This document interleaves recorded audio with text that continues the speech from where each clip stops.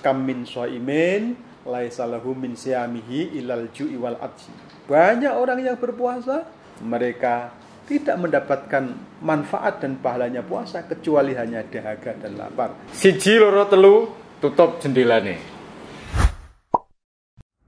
Bagaimana nih kabarnya Bapak? Alhamdulillah sehat, waras, wiris. Kita bisa bekerja dan berjumpa dengan kawan-kawan di kantor Bawaslu pada pagi hari ini. Masih berpuasa ya Pak? Lancar ya Pak? Insya Allah semoga kita bisa tuntas mulai dari hari pertama sampai pada hari yang terakhir. Amin. Amin. Dan mendapatkan berkahnya dari bulan puasa ini. Pak Rifan ini sebagai salah satu dari anggota Bawaslu Kabupaten Kudus, ya, siap. Dari Koordinator Divisi Pengawasan dan Hubungan Antar Lembaga. Dari pengawasan ini kan memang ujung tombaknya dari Bawaslu sendiri. Nah, dulu juga pas bulan suci Ramadan seperti ini kita di tahapan ya Pak, tahapan di 2019 ya. Bisa ceritakan pengalaman pada waktu mungkin puasa kita masih pengawasan dan masih bekerja. Oke ya, memang sangat menarik ketika kita bersama-sama di Bawaslu Kabupaten Kudus ini, khususnya pada pemilu 2019. Memasuki bulan Ramadan, kemudian tahapan saat itu adalah tahapan mulai dari kampanye ada di situ, kemudian pengadaan logistik surat suara, kemudian pengawasan terkait dengan lipat dan sortir surat suara, dan banyak sekali tahapan yang pada bulan puasa saat tahun 2019 kemarin. Memang bahwa pengawasan itu merupakan roh dan substansi dari Bawaslu, karena pengawasan merupakan ujung tombak dan pekerjaan yang senantiasa mengikat, senantiasa menyeluruh secara totalitas Bawaslu dalam upaya mengawal tegaknya demokrasi, baik itu di dalam pemilu maupun pemilihan. Khususnya di tahun 2019 kemarin, tentu Bawaslu Kabupaten Kudus punya pengalaman yang unik di bulan puasa. Tentu saya sangat berapresiasi kepada jajaran pengawas ad hoc, mulai dari Panwascam hingga di pengawas desa. Mereka berjibaku pada saat malam hari pasca kegiatan ibadah yang mereka lakukan, kampanye, sholat tarawih, kemudian mereka berkeliling dari setiap kecamatan, dari setiap desa memberikan laporan, dan Bawaslu begitu menerima laporan secara lisan dari kawan-kawan di bawah, kita langsung menuju ke tempat tersebut. Kita melakukan pengawasan secara ketat terkait dengan diantaranya adalah tempat ibadah yang digunakan kampanye, kemudian terkait dengan kemudian terkait dengan lembaga OPD, organisasi pemerintahan daerah yang ditimpangi, yang ditimbrung oleh kelompok tertentu dalam proses kampanye, dan juga terkait dengan bantuan-bantuan yang cenderung di sana adalah melampaui batas hitungan yang diperbolehkan menurut undang-undang, dan juga terkait dengan kegiatan-kegiatan sosial yang dilakukan oleh partai politik, yang dilakukan oleh pasangan calon dalam rangka untuk memberikan pemberian suap kepada calon-calon pemilih. Dan ini membutuhkan tenaga yang sangat ekstra kuat dan membutuhkan keteguhan sikap hati bagi setiap pengawas, khususnya kawan-kawan Bawaslu Kabupaten Kudus dan saya selaku Divisi Pengawasan dan Hubungan Antar Lembaga. Saya kira itu yang menjadi spesifikasi dan keistimewaan kegigihan dalam pengawasan bersamaan dengan bulan berkah Ramadan saat itu menjadi motivasi yang luar biasa. Pernah di antara kawan-kawan yang ada di Bawaslu ini pada jam tengah malam menjelang hari raya itu, Yeah. kemudian di sana adalah masa-masa tenang, kemudian kita menurunkan baliho yang APK, ya, alat peraga kampanye yang dipasang oleh simpatisan di dalam rumahnya, kemudian tidak dibalik tetapi dia gunakan untuk tutup di garansi mereka, sementara logo dan gambarnya itu masih terpajang dan tampak dilihat dari luar. Ini menjadi keunikan, dan karena memang memang itu tugasnya ya Pak, harus dilakukan, maka tentu tidak memandang batas waktu kapan, di mana, ketika itu bagian dari pelanggaran, tentu Bawaslu harus menegakkan. capek enggak Pak? Ya, kalau dikatakan capek atau tidak, capek itu kan di perasaan. Yeah. Ketika Puasa kegiatan ya, yang sedemikian rupa dibarengi dengan rasa senang yang dibarengi di setiap kegiatan apapun bagi Bawaslu, tentu di sana rasa capek itu menjadi hilang karena diperkuat dengan rasa semangat ini.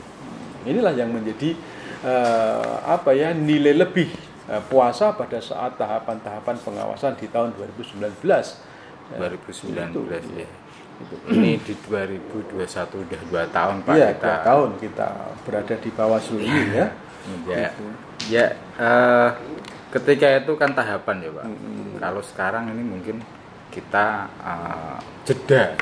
jeda nanti ketika ada pemilu atau pemilihan di tahun 2024 misalnya kan.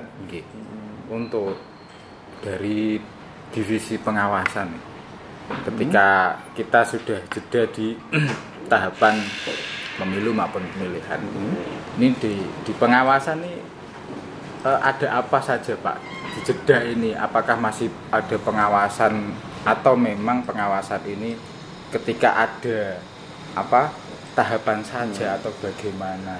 Ya, terima kasih. Sebenarnya untuk divisi pengawasan ini tidak pernah berhenti. Di antara kegiatan yang dilakukan dalam kuartal tahun yang telah kita lewati mulai tahun 2020, sekarang 2021, program berkesinambungan yang terus dilakukan oleh Bawaslu khususnya di divisi pengawasan, di antaranya adalah rintisan-rintisan dan membentuk desa anti politik uang, membentuk desa-desa pengawasan, kemudian jejaring dengan komunitas-komunitas tertentu dalam rangka untuk memperkuat proses partisipasi masyarakat di dalam keikutsertaan mereka pemilu yang akan datang sebagai pengawas partisipatif. Persiapan lebih dini ya Pak. Dan kemudian ini tidak tahapan pemilu, tetapi ada proses pengawasan yang terus berkesinambungan, tidak dibatasi dengan tahapan pemilu, tetapi di sini ada pengawasan, di antaranya adalah mengawasi terkait dengan daftar pemilih berkelanjutan di KPU. Iya, sampai sekarang setiap bulan Bawaslu dan KPU bersama stakeholder yang ada di Kabupaten Kudus membicarakan, melakukan pengawasan, menetapkan DPB, daftar pemilih berkelanjutan. Yes, Pak Rifan. Siap. Untuk hari ini atau bulan-bulan ini kita masih dalam kondisi puasa, terus kemudian memang pada waktu ini juga kita tidak ada tahapan ya Pak, untuk bagaimana ketika kita tahapan juga pernah kemarin di 2019, terus kemudian 2020 kemarin juga baru-baru awal pandemi ya Pak. Sekarang mungkin insya Allah pandemi sudah pulang kampung Pak istilahnya. Kita berharap seperti itu. Untuk gini Pak, ini untuk pengawasan, dengan kan di pengawasan, terus kemudian bagaimana penerapan nilai-nilai di puasa Ramadan seperti ini pada pengawasan yang mungkin di ketika itu di 2019 atau bahkan mungkin di hari ini kita masih berkegiatan. Ya, jadi sangat ada korelasi yang begitu kuat antara puasa dengan pengawasan. Karena pengawasan di sana menuntut integritas dan kejujuran serta keteguhan. Di dalam puasa juga memiliki nilai-nilai tentang kejujuran dan integritas di sana. memang kalau kita berbicara tentang bulan Ramadan, ya, di mana bulan itu adalah di mana umat Muslim itu diwajibkan berpuasa, maka muara dari puasa itu sebagaimana dituangkan di dalam ayat Al-Quran surat Al-Baqarah 138, muaranya adalah la'allakum tattaqun. Kata-kata tattaqun, orang yang bertakwa, itu kan memiliki jiwa-jiwa yang integritas, jiwa-jiwa yang jujur. Berarti sama, ya? Iya, maka pengawas ini juga harus memiliki minimal 2 hal tersebut, yakni kejujuran dan integritas. Nah, inilah konsep agama menawarkan kepada manusia. Kemudian kita sebagai penyelenggara pemilu tentu harus bisa mengaplikasikan nilai-nilai agama dalam puasa ini ke dalam sikap-sikap pengawas pemilu, baik itu di jajaran kabupaten maupun semua staf yang ada, bahkan keluarga besar Bawaslu Kabupaten Kudus dan mitra-mitranya. Tentu ini harus juga bisa mengambil peluang dan bisa menerapkan nilai-nilai yang ada di dalam puasa itu sendiri. Jadi memang di dalam agama juga sama ketika masuk di ini pengawasan. Artinya bukan sekedar negara saja yang menginginkan seperti itu. Agama dulu itu kan juga menginginkan adanya kejujuran, integritas dan juga apapun yang ada di pengawasan. Ya, saya kira memang baikmu kita harus mengakui, tentunya berawal dari sebuah keimanan kita sebagai umat beragama.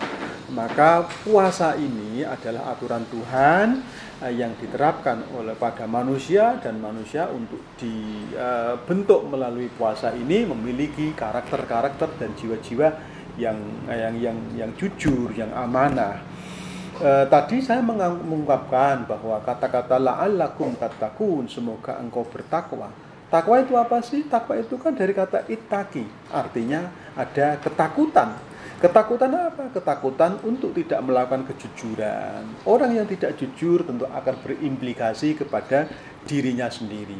Kemudian kata-kata ittaqi tentu harus didasari dengan 3 hal. Yang pertama adalah ketakwaan sebagai jiwa pengawas ini adalah benar-benar mengakui bahwa puasa ini tidak sekedar untuk kepentingan manusia, tetapi bagaimana manusia ini menghambakan diri kepada Tuhannya, kepada Rabb-nya. Karena kalau kita melihat secara fakta di lapangan, kita tentu tidak bisa membedakan ini orang yang puasa, ini orang yang tidak. Iya. Karena sama-sama mereka juga tidak makan.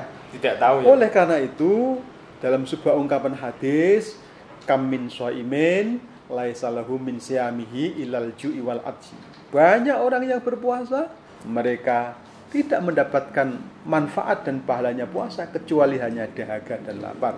Nah, ini artinya apa? Puasa itu tidak hanya secara fisik meninggalkan makan, minum, hal-hal lain yang membatalkan, tetapi puasa juga secara secara supra, secara psikis, secara nilai. Jadi kejujuran ini kan tidak tampak, tidak bisa yang tahu. Kemudian Pak, amanah ini tidak tampak, dan seterusnya ini ya. Jadi itu pun juga bisa membatalkan pahala puasa, walaupun dalam tanda kutip bahwa puasanya tetap berjalan menurut ketentuan syariah itu diterima, tetapi secara substansi nilai kita hanya dahaga karena tidak makan, lapar, kita lapar tidak makan, dahaga karena tidak minum, karena kita puasa tetapi tidak ada nilai pahala. Itu kan sesuatu yang sangat naif dan rugi bagi percuma, kita. Ya, iya, percuma. Itu. Jadi ketika nilai-nilai itu diterapkan di seluruh penyelenggara pemilu, baik itu dari penyelenggara peserta maupun yang lain, mungkin kita tidak ada seperti bekerja keras ya Pak. Iya. Kan kadang mungkin ini ketika ada kampanye kampanye dia melakukan dengan sejujur-jujurnya, mungkin dari segi peraturan kampanyenya dia taati, terus kemudian dia berkampanye menggunakan APK dengan jumlah yang memang sesuai dengan aturan, dan mungkin kita juga lebih ringan nanti. Makanya sekali lagi substansi muara yang paling pokok di dalam puasa itu adalah kejujuran. Kalau kita lihat di dalam penyelenggaraan demokrasi itu ada kontestan, partai politik ataupun pasangan calon. Kemudian ada penyelenggara, KPU, Bawaslu, kemudian DKPP. Kemudian ada pemilih masyarakat sebagai objek demokrasi itu sendiri. Maka ketika seluruh elemen ini menjalankan cara-cara yang jujur, saya kira demokrasi yang menjadi harapan bersama berintegritas ini dapat kita raih. Misal tadi panjenengan mengatakan peserta politik kemudian ketika jujur ada aturan yang melarang bahwa APK dilarang dipasang di tempat-tempat ibadah, dilarang di tempat-tempat di gedung-gedung milik pemerintah, kemudian dilarang pada zona-zona tertentu sesuai dengan surat keputusan KPU. Mereka jujur, tidak memasang di tempat yang dilarang, maka kita nyaman, kita tidak repot. Bawaslu tidak repot, karena apa? Sudah sesuai. Demikian pula pemilih yang benar-benar mereka jujur. Tapi aslinya dia itu tahu kok ya? Ya sebenarnya tahu aturan itu memang sebenarnya nyun sewu, seandainya kita buta, masyarakat buta terkait dengan regulasi, entah itu surat keputusan KPU, entah apapun. Tetapi ketika melihat ada pelaksanaan kampanye di tempat ibadah, secara hati kan tentu mereka akan menolak secara hati. Iya.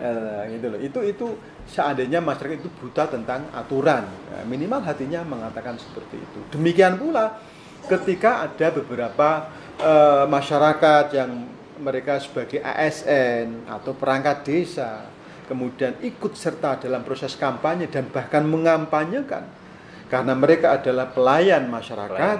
Sebenarnya juga masyarakat akan tahu bahwa itu sebuah pelanggaran. Kecondongan itu. Nah, oleh karena itu sekali lagi jujur. Demikian pula penyelenggara KPU, kemudian Bawaslu, kawan-kawan, kemudian DKPP. Nah, mereka menjalankan secara jujur akan tugas dan kewenangannya masing-masing. Maka tentu demokrasi tentu menjadi tidak sulit pengawasan ini oleh Bawaslu, dan Bawaslu tentu akan melakukan sebuah proses pengawasan ini tanpa adanya suatu hal-hal yang begitu rumit, tidak ada permasalahan. Karena demokrasi kan tujuannya kan memang harapannya begitu. Senang-senang tidak bersulit-sulit.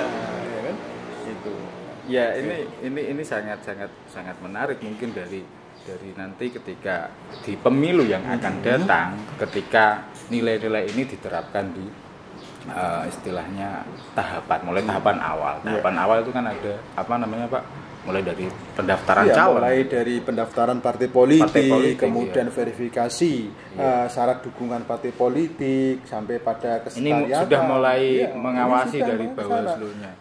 Kemudian selanjutnya pada saat pendaftaran pasangan calon, kemudian dukungan pasangan calon sampai kepada verifikasi calon itu sendiri, persyaratan yang dimiliki, kemudian tahapan kampanye, tahapan rekrutmen penyelenggara di tingkat. Mulai awal sudah menerapkan nilai-nilai seperti itu, mungkin lebih nyaman, lebih enak demokrasi kita, apalagi nanti serentak ya Pak. Nah, diharapkan nanti benar-benar kejujuran ini, jujur ini sudah melekat kepada setiap elemen masyarakat, karena ke depan diproyeksikan ketika pemilu 2024 itu adalah pemilu yang dilakukan serentak secara nasional, baik itu pemilu legislatif maupun pemilu kepala daerah. Tentu ini harus benar-benar dipersiapkan. Salah satunya badan penyelenggara adalah Bawaslu. Bagaimana elemen kelompok-kelompok yang mereka lakukan proses partisipasinya kemarin itu benar-benar bahwa nilai kejujuran puasa ini melekat kepada mereka dan menjadi bagian ruh yang harus mereka miliki. Ini penting gitu ya. Harapan ke depan, jenengan Bapak seperti itu. Iya, saya berharap seperti itu. Dengan bilang ada pengawas partisipatif, desa pengawasan partisipatif, ya kan, terus kemudian ada program-program Bawaslu-nya anti politik uang, desa anti politik uang seperti itu. Apa yang mau jenengan sampaikan untuk nanti pemilu yang akan datang.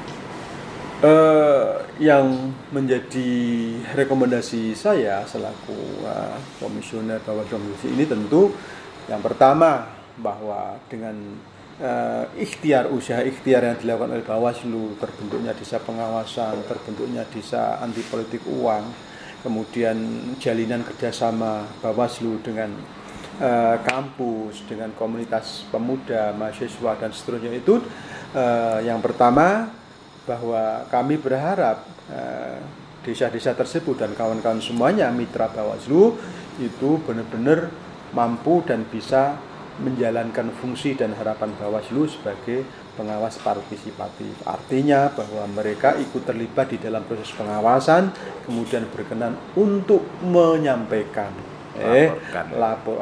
temuan-temuan seandainya itu adanya dugaan-dugaan pelanggaran kepada Bawaslu. Kemudian yang kedua, kami berharap bahwa pendidikan politik terkait dengan larangan-larangan bagi ASN, kemudian netralitas TNI Polri, kemudian netralitas perangkat desa dan kepala desa, kemudian kampanye pada tempat yang telah diatur, kemudian tidak adanya eksplorasi orang-orang yang walaupun dia tidak PNS yang dibiayai oleh APBN maupun APBD tidak digunakan sebagai kendaraan politik bagi pasangan tertentu.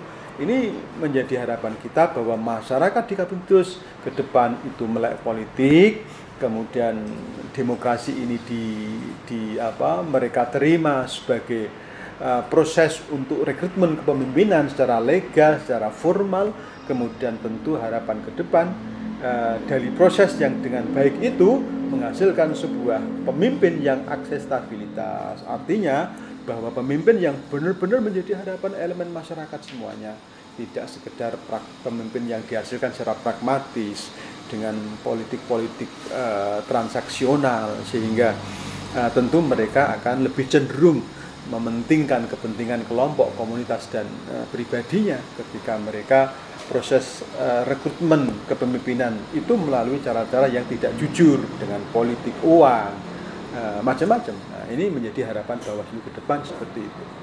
Siji loro telu tutup jendelane.